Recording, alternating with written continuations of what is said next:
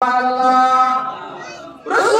সাল্লাল্লাহু আলাইহি ওয়াসাল্লাম যে সময় মদিনা শরীফ থেকে মক্কার জমিনের মধ্যে হিজরত করলেন, রাসূলুল্লাহ সাল্লাল্লাহু আলাইহি ওয়াসাল্লাম মক্কার জমিনের মধ্যে যাওয়ার পরে 16 কিংবা 17 মাস নামাজ আদায় করেন বাইতুল মুকদ্দিসের দিকে কিবলা দিয়া। 16 কিংবা 17 মাস রাসূলুল্লাহ সাল্লাল্লাহু আলাইহি ওয়াসাল্লাম নামাজ আদায় করেন বাইতুল মুকদ্দিসের দিকে কিবলা দিয়া। সেই জমানা কিবলা ছিল আমাদের মুসলমানদের মুসলমানদের কিবলা ছিল এটা বাইতুল মুকদ্দিসের দিকে ছিল, যেটা আমরা মসজিদে আকসা বলি।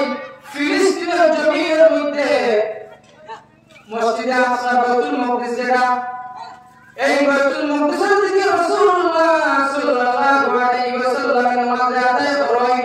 আকাশ পাতার দিকে সাহাবায়েরা একটা মনের মধ্যে আশা করেন, যদি আল্লাহ পাক পরবর্তীকালে আমরা যদি বাইতুল মুকদ্দিস থেকে কিবলাটা ফিরিয়া কাবা শরীফের দিকে যদি কিবলাটা হয়ে যায়, সুবহানাল্লাহ। রাসূলুল্লাহ সাল্লাল্লাহু আলাইহি ওয়াসাল্লাম মনের ভাবটা সামনের দিকে চাইতা বাইতুল মুকদ্দিসের দিকে কিবলা দিয়ে নামাজ আদায় করিয়া আল্লাহ রাব্বুল আলামিন যদি বাইতুল মুকদ্দিস থেকে কিবলাটা ফিরাইয়া মসজিদে হারামের দিকে যদি হয়ে যায়, মনের মধ্যে তার একটা আসলো। আল্লাহ রাসূল সাল্লাল্লাহু আলাইহি ওয়াসাল্লাম বাইতুল মুকদ্দিসের দিকে কিবলা দিয়ে একটা পড়তে নামাজ পড়েছেন 16 কিংবা 17 মাস। অসংখ্য সাহাবায়ে কেরাম বললেন, রাসূলুল্লাহ সাল্লাল্লাহু আলাইহি ওয়াসাল্লাম যোহর কিংবা আসর নামাজের জামাতের সহিত আদায় করা।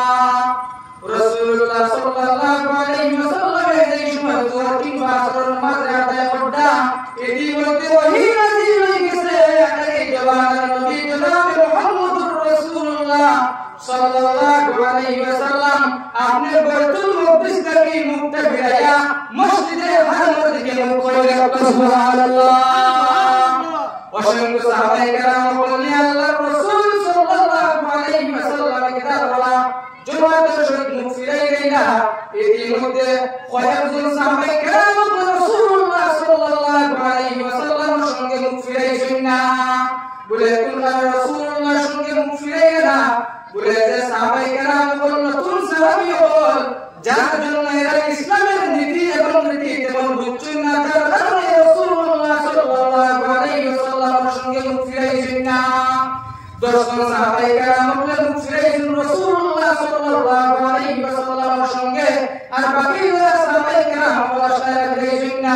রাসূলুল্লাহ সাল্লাল্লাহু আলাইহি ওয়াসাল্লামের সঙ্গে যে 10 জন সাহাবায়ে কেরাম কিতাব শোনা মুখ ফিরাইছেন মসজিদে হারামের দিকে, এই 10 জন সাহাবায়ে কেরাম বলে মুবাশশারা, এই 10 জন সাহাবায়ে কেরাম বলে জমিনের মধ্যে তামাম অবস্থায় কিতাব হইছেন বলে জান্নাতি সার্টিফিকেট হিসেবে চালাইছেন, সুবহানাল্লাহ।